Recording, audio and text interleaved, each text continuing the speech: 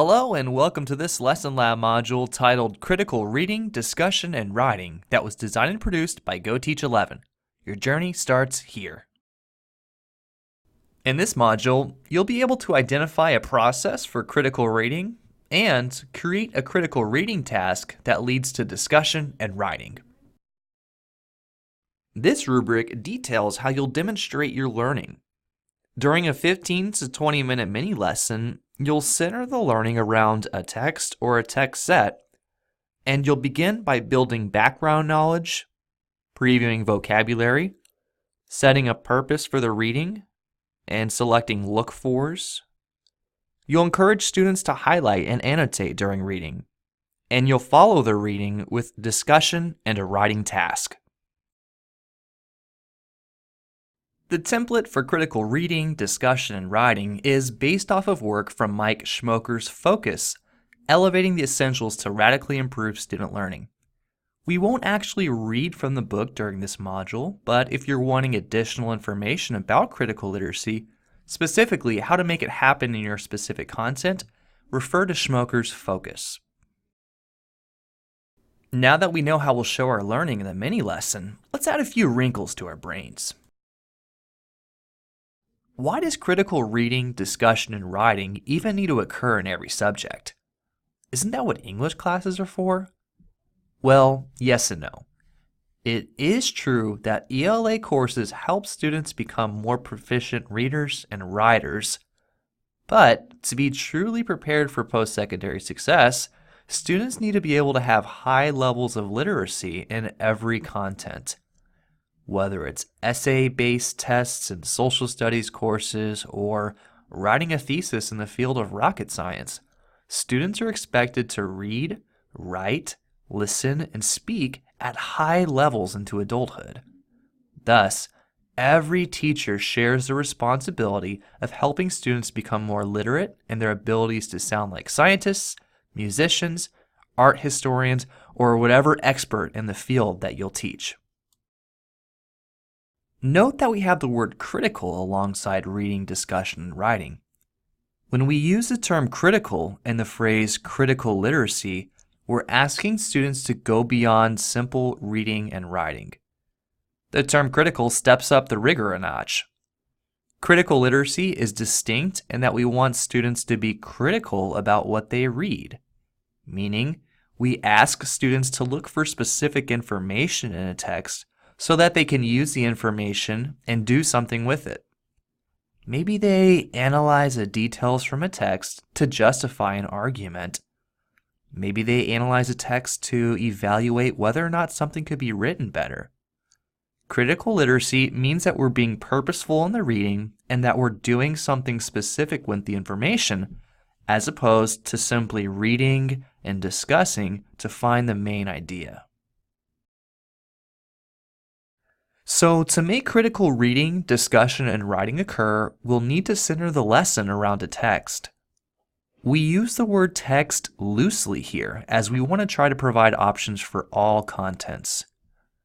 News articles, short stories, poems, short biographies, story math problems, infographics, works of art, musical performance, and even videos could be used to center critical reading, discussion, and writing around. For the purposes of the mini lesson, choose a text that you would likely encounter in your content. In general, we should reserve music and video as text for fine arts and physical education teachers. After you discuss the objective for the day and set a bit of context for the learning, the first step in the critical literacy process is to pre-teach vocabulary words that are found in the text. To do this, think about what your students' background knowledge is and think about their prior learning in your class. Preview the text and consider which words are central to the overall meaning that you should clarify to help them understand the main idea of the text. Then, pre-teach a few terms or phrases that facilitate comprehension. The next module, Tailor Your Teaching, will provide a few options for word instruction, but some guidelines are to go beyond copying definitions as this is not a proven practice. Think about supporting the vocabulary with images. Analyze word parts, or even connect gestures or movement to the words if there are opportunities to do so. Actively involve your students when you preview the vocabulary. You shouldn't preview too many words, anywhere from 2 to 5, as we don't want the vocabulary to be the primary focus of the mini lesson. Next is arguably the most important part of the critical reading process, and that is establishing a purpose for the reading. When you establish a purpose for the reading, you're telling students what to focus on while they read. Before reading takes place, you should clarify why students are reading the text, what they should be looking for while they read, and what they'll do with the information afterwards. Here are some statements that illustrate what setting the purpose could sound like. As we read, I want you to highlight details that describe what the protagonist is like. As we read, I want you to underline how the invasive species affected other forms of life.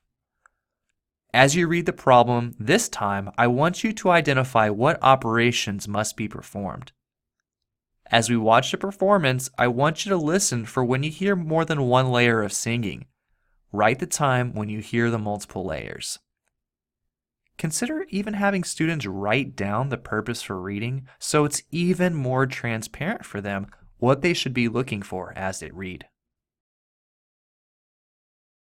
After you've established a purpose for reading, the next step is to model higher order reading. If the text has multiple sections or paragraphs, you can initiate the reading by reading the first paragraph or so. While you read, you're highlighting, making notes out to the side, and explaining your thinking in relation to the purpose you established before reading. This allows students to see an expert, skilled reader in action and gives them guidance for what they should do when they read with a partner or on their own. Modeling higher order reading happens especially well if you have a document camera or a projector that allows students to see what you're writing, to see what you're highlighting while they follow along on their own text that's in front of them. We'll make a projector available to you so that you can model the critical reading process during your mini lesson. After you model the reading, transition students to read critically either with a partner or on their own. While students are reading, highlighting, and annotating, you should circulate to check in on students' work and provide guidance as needed.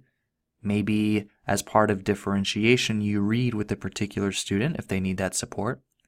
If the text is long enough, you can set stopping points in the reading, in the beginning, middle, and end, where you provide an opportunity for students to compare information they've gathered, discuss their findings, and have an opportunity to check their understanding before moving further in the text.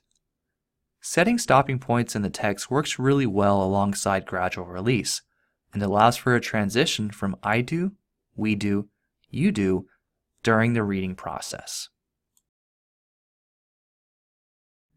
During a stopping point in the reading or following the reading, open up the class for discussion where students can share their findings. This can happen whole group, small group, or even pairs. The big idea is that their discussions go beyond what the text was about. Their discussions should provide opportunities for them to share the details and evidence that they gathered from the text.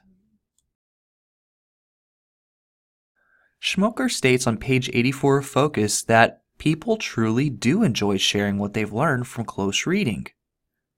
This slide contains a few whole group discussion options. What are the pros and cons of genetic engineering? Should we allow robots to order and prepare our food in restaurants? Was Manifest Destiny good or bad? Having students debate and discuss is a great way for them to not only show their learning, but provides an opportunity to hear others' perspectives. Schmoker asks us to remind students to cite their information, to stay on point, be concise, and to work on establishing appropriate discussion norms like treating each other with respect and avoiding slang or informal communication. The final component of the mini lesson is critical writing. This is when students synthesize the information they've gathered from reading and discussions to write in relation to the purpose you established before reading, or in relation to an essential question that the unit of learning is centered around. Again, you'll need to encourage students to include information in the writing that they gathered from reading and discussion. You may need to set success criteria such as, I want you to write a paragraph, I want you to write 3 sentences, I want you to include 2 pieces of evidence that support your claim. Success criteria you establish will help strengthen students' critical writing. The 3 phases of critical reading, discussion, and writing ultimately lead to deeper understanding of the content. Critical literacy tasks are generally best sequenced after students have basic understanding of simple terms so they can build off of that learning and make deeper connections. We've shared a process for critical reading, discussion, and writing. Please feel free to transition to each of these in any order. Maybe you have students discuss before reading and again after reading. Maybe students write before discussion. The most important thing is that their discussions and their writing is based from details and evidence from the text. Critical literacy means that students do not do these steps in isolation, but that each builds on the other. What students read and annotate, then they need to write about. Furthermore, they need to speak, whether it's formal or informal, about what they've read and written. These skills work together to expand and show students critical thinking. Let's take a moment to see an example of what critical literacy might look like in a math class and also a fine arts course. Story problems are a perfect example of the reading students do in a math class. They are just as much of reading problems as they are math problems. In math class, it's pretty standard practice to read word problems several times, and as a math teacher, you could set a purpose for each of the drafts of reading. For example, the first time students read, you could say, I want you to read to get the gist of the scenario. Then you could follow up with a discussion where students retell the story in their own words with a partner. Then have students read it a second time and you establish a purpose of having them represent the actions of the problem in diagrams, words, and numbers. Following this reading, you could have another opportunity for discussion where different pairs of students share how they represented the problem, as the students may have different methods that lead to the same solution. You could finalize the discussions with a writing task where you ask students to justify their solution using precise language based on the context of the text.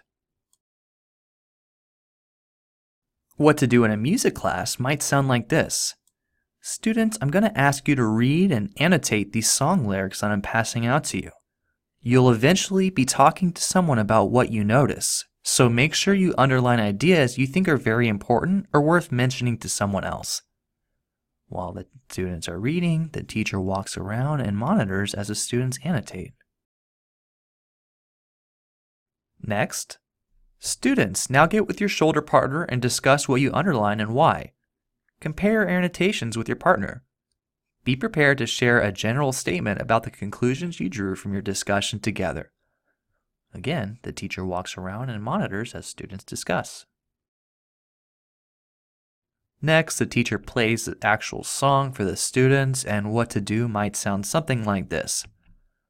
Now that we've listened to the song, I want you to consider what you previously thought about and what you just heard. Write a response in which you analyze the words and the context of the music.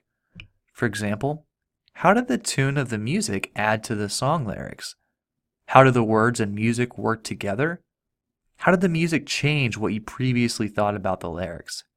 You have 10 minutes to write about any or all of these topics.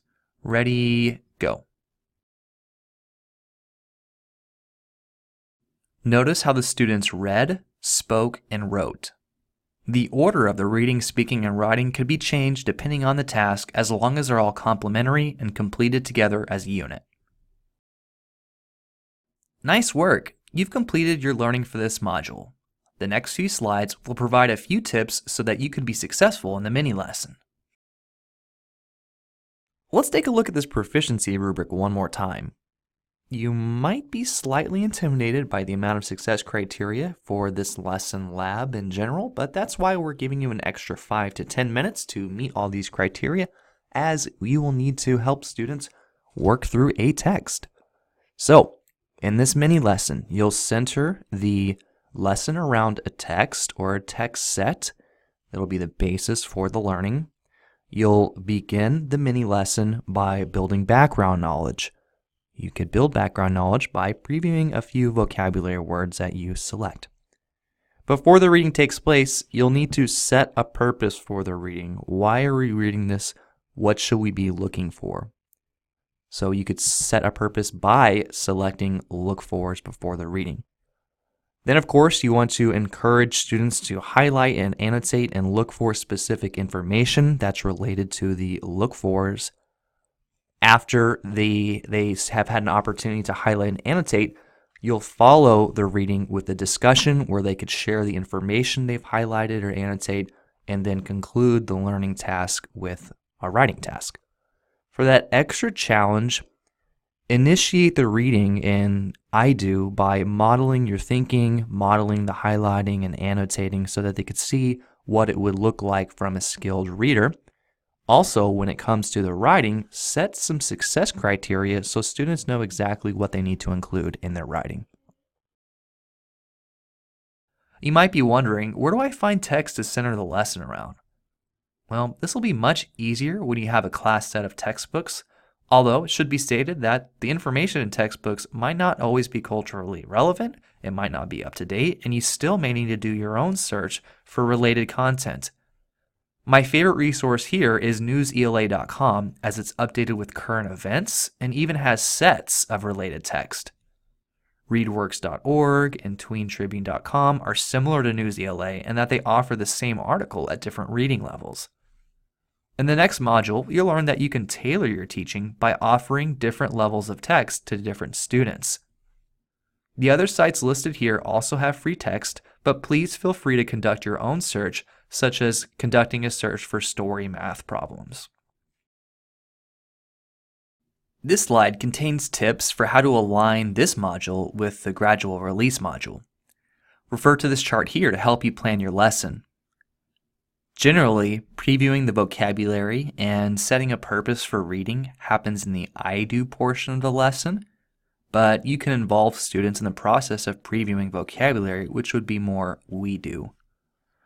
When you model higher order thinking, we could say that that's something that I as a teacher do, but I wrote down We Do because if the students are following your actions on their own copy of the text, you're guiding their practice. That means we're doing it together. Students can read and highlight and annotate in Y'all Do when they do it in pairs, or they could do it independently on their own in You Do. The discussion happens in We Do, we discuss, and the writing generally should occur after discussion and the reading, as the writing serves as a formative assessment in the final You Do portion of the lesson. You should consider having printed copies of the text available to participants in your group, as it's easier to critically read when you could write on the physical text as opposed to writing notes on a separate piece of paper. If printing is difficult for you, consider having electronic versions of the text available and sharing links to the text, or reach out to a certification specialist to see if they could help you with selecting text and making printed copies available to the participants. Thanks for watching this module titled Critical Reading, Discussion, and Writing that was designed and produced by GoTeach11. This video referenced work from Mike Schmoker's Focus. Images were downloaded from 123RF and Pixabay.